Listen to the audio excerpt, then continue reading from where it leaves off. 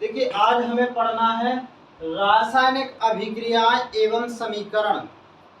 आपको केवल ध्यान से सुनना है।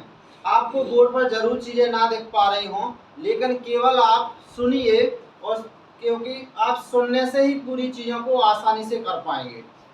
देखने वास्ते कुछ नहीं होना, केवल आप इतने अच्छे से सुनिए। सुनने मात्र से ही पूरी चीजें आपके दिमाग में चली जाती हो ऑल ओवर, चाहे हम देखकर पढ़ें, सुनकर पढ़ें, लिखकर पढ़ें, बोलकर पढ़ें, जाना दिमाग में ही है।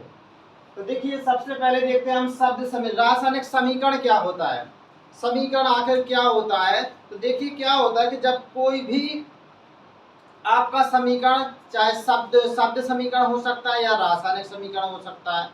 शब्द समीकरण होगा यदि वो शब्दों में लिखा हुआ है, सूत्र का संकेत शब्दों में लिखा है, तो वो शब्द समीकरण होगा। जैसे आप देख लीजिए, जैसे आपने कहा कि मैग्नीशियम, मैग्नीशियम और plus oxygen, magnesium plus oxygen, और आपका बन गया मैग्नीशियम ऑक्साइड, आपका बन गया मैग्नीशियम ऑक्साइड, मैग्नीशियम ऑक्साइड। तो ये केवल आपने लिख दिया है शब्दों में, तो इस वजह से ये क्या हो जाएगा, आपका शब्द समीकरण हो जाएगा। आपने ये मैग्नीशियम प्लस ऑक्सीजन, तो मैग्नीशियम ऑक्साइड बन गया, ये आपने शब्दों में लिखा, इसलिए शब्द समीकरण है।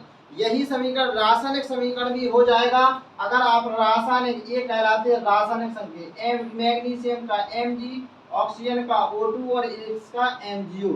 अगर आपने समीकरण को रासायनिक संकेतों में सूत्रों के माध्यम से लिख दिया, तत्वों के माध्यम से, तो वह समीकरण रासायनिक समीकरण हो जाता है।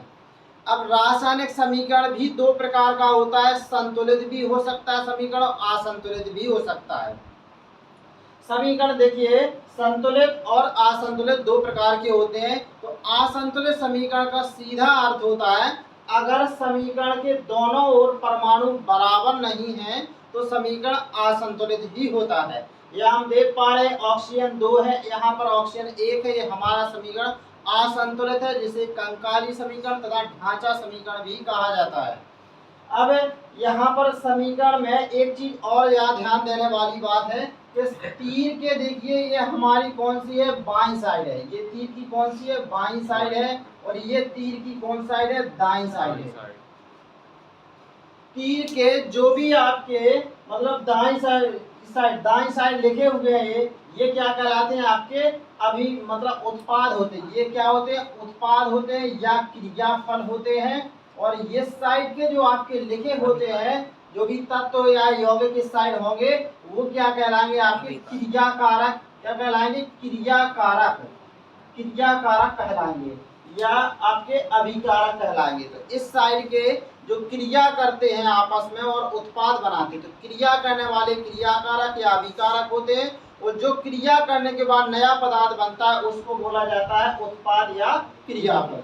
अब देखिए ये तो हो गई है समीकरणों की बात के, रासायनिक समीकरण, शब्द समीकरण, फिर आपका असंतुलित समीकरण और संतुलित समीकरण। अब आ जाइए, समीकरण भी कई प्रकार के होते हैं। तो पहला जैसे प्रकार होता है संयोजन समीकरण।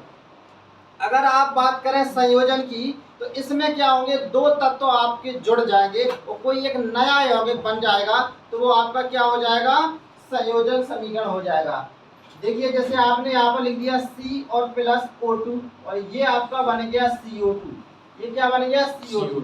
यहाँ जरूरी नहीं, कोई भी दो तत्व यहाँ पर दो होना चाहिए और मिलकर के एक बनना चाहिए। अर्थात ऐसा कर ले कि दो अभिकारक मिलकर के एक क्रियाफल या यौगिक बनाते हैं। एक से अधिक भी बना सकते हैं, वैसे एक ही मानते हैं।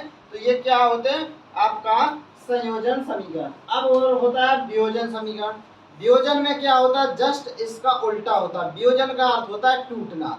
तो जब आपका समीकरण क्या हो जाता है, कोई एकल यौगिक होता है और अगर वो टूट जाए तो वो क्या कहलाता है, वियोजन। जैसे आप देख लीजिए, जैसे आपका ये लिखा है कैल्शियम हाइड्रोक्साइड, ये कैल्शियम हाइड्रोक्साइड लिखा हुआ है। कैल्शियम कार्बोनेट ले लेते हैं अपन, क्या ले लेते हैं, कैल्शियम कार्बोनेट ले लेते हैं। अगर ये आपका टूट जाता है, ये क्या बन जाएगा, कैल्शियम ऑक्साइड बन जाएगा और CO2 बन जाएगा। तो आप देख पा रहे होंगे कि एक ये कोई अभिकारक है और दो आपके उत्पाद में टूट गया है। तो इस तरह से एक के दो हो गए, दो का होना ही क्या होता है, आपका वियोजन होता है। तो आपका एक हो गया संयोजन और दूसरा क्या हो गया वियोजन।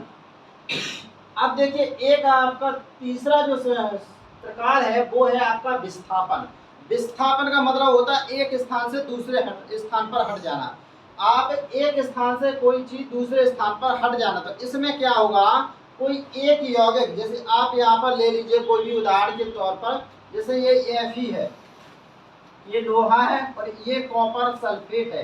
तो इस प्रकार के समीकरण में कोई एक तत्व किसी यौगिक, यहाँ ये यौगिक है, ये क्या है यौगिक है, ये तत्व नहीं है, ये क्या है यौगिक।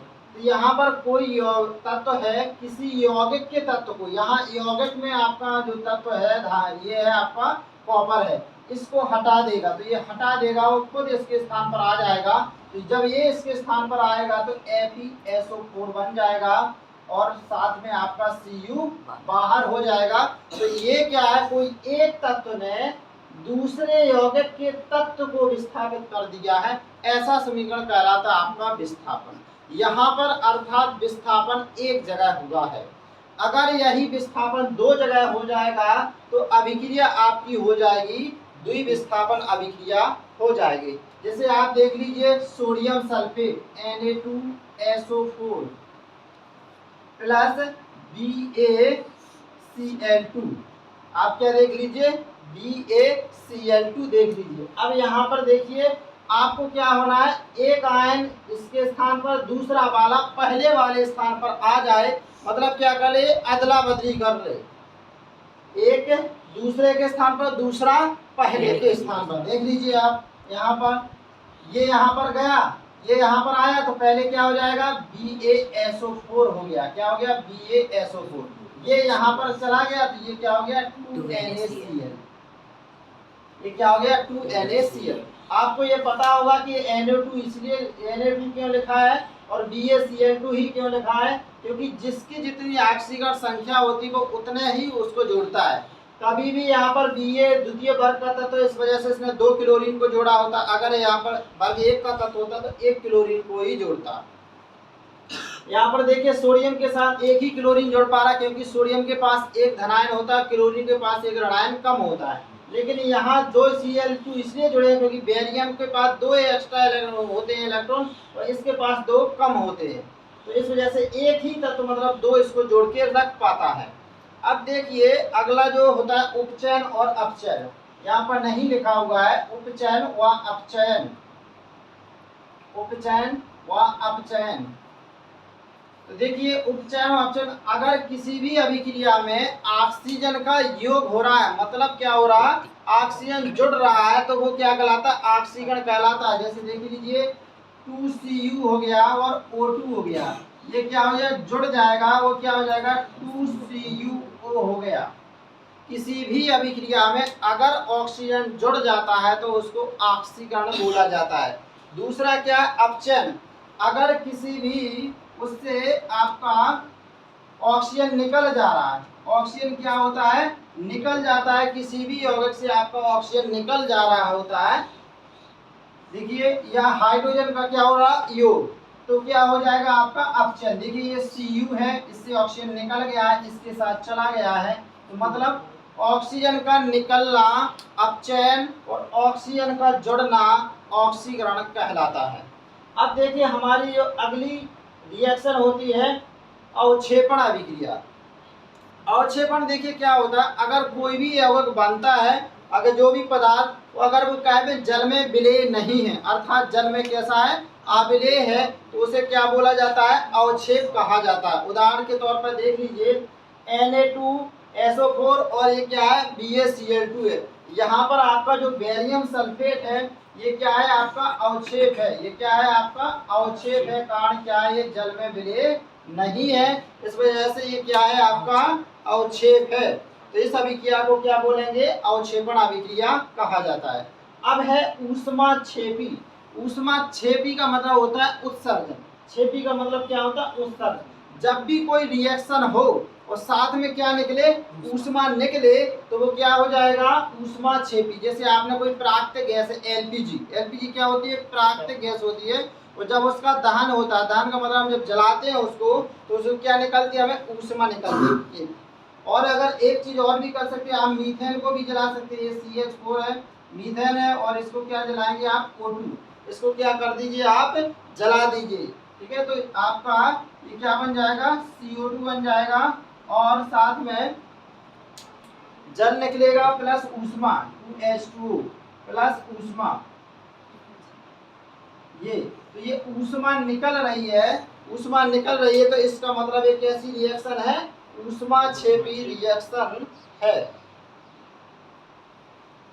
किसी भी अभिक्रिया में जब ऊष्मा निकले तो वो ऊष्माक्षेपी। अब अगला क्या है, ऊष्मा शोषी अभिक्रिया। जब किसी भी अभिक्रिया में अगर ऊष्मा का अवशोषण हो रहा, मतलब अभिक्रिया हो तभी हो सकती, जब उसमें के लिए क्या दी जाती है, कुछ ऊष्मा दी जाती है, तो वो क्या कहलाती है, आपकी ऊष्मा शोषी अभिक्रिया कहलाती है। जैसे आप देखें कोई भी जैसे श्वसन अभिक्रिया वगैरह ये होती है, तो ये क्या होती है, आपकी ऊष्मा शोषी अभिक्रियाएं होती है। श्वसन ऊष्माक्षेपी होती है, श्वसन क्या होती है, ऊष्माक्षेपी अभिक्रिया होती है। और जिस अभिक्रिया में क्या होता है, ऊष्मा का क्या होगा, अवशोषण होगा। जिस अभिक्रिया में ऊष्मा का क्या होगा, अवशोषण होगा, वो क्या होगी, आपकी ऊष्मा शोषी रिएक्शन होगी। जैसे आप देखें प्रकाश संश्लेषण अभिक्रिया, कौन सी, प्रकाश संश्लेषण। तो प्रकाश संश्लेषण अभिक्रिया में क्या होता है कि वो आपका जैसे प्रकाश संश्लेषण में प्रकाश, सूर्य का प्रकाश लगता है, तो इस वजह से तभी वो मतलब भोज्य पदार्थ बन पाता है, और वो रिएक्शन क्या कहलाती है, आपकी ऊष्मा शोषी कहलाती है। अब देखिए अगला होता है संक्षारण। संक्षारण का मतलब सीधी से होते थे कोई चीज क्या धीरे धीरे नष्ट हो जाए, एकाएक नष्ट नहीं बल्कि कैसे धीरे धीरे नष्ट हो जाए, उसको क्या बोला जाता है, संक्षारण कहा जाता है। जैसे जंग लगना, जंग लगना कैसी घटना है, एक रासायनिक घटना है जिसे क्या संक्षारण बोला जाता है। अब संक्षारण को रोकने के उपाय तो यही होता है कि पेंट करके, वार्निश करके, उसके ऊपर कोई ऐसी धातु की परत चढ़ा करके जो उसको संक्षारित होने से बचा सके। तो ये सभी चीजें क्या होती है, उसको रोका जा सकता है संक्षार से। अगला क्या होता है आपका, विकृति गंधता। विकृति गंधता का मतलब ये होता है कि जब कोई भी गंध, विकृति गंध, गंध वाला, विकृति शब्द का अर्थ होता है किसी भी चीज के गुण में मतलब परिवर्तन हो जाना या वो नष्ट हो जाना उसका गुण, तो उसमें गंध बोला गया, तो मतलब गंध बदल जाना, सीधी सी बात है। विकृति गंधता अर्थात गंध बदल जाना, उसका स्वाद बदल जाना। तो जब कोई तेलीय पदार्थ या वसा से बने पदार्थ होते हैं, उनका कुछ समय के बाद उनकी गंध बदल जाती है, उसको बोला जाता है विकृति गंधता। अब विकृति गंधता से रोकने के लिए क्या उपाय होते हैं, आपने देखा होगा जो चिप्स वगैरह होती है उनको नाइट्रोजन की साथ भरा, नाइट्रोजन गैस के साथ भरा जाता है ताकि उनका ऑक्सीकरण ना हो सके, क्योंकि कोई भी रासायनिक घटना होती है वो रासायनिक घटना ऑक्सीकरण के कारण ही होती है। इसलिए ऑक्सीजन को हटा करके उसके स्थान पर नाइट्रोजन को भर दिया जाता है, जो क्या, जिससे क्या हो जाती है, वो चीज़ के खराब नहीं होती है। यही कारण होता है कि चिप्स की जो थैलियाँ होती है फूली होती हैं, उसमें ऑक्सीजन के स्थान पर नाइट्रोजन को भरा जाता है, जिससे वो लंबे समय तक सुरक्षित रह सके।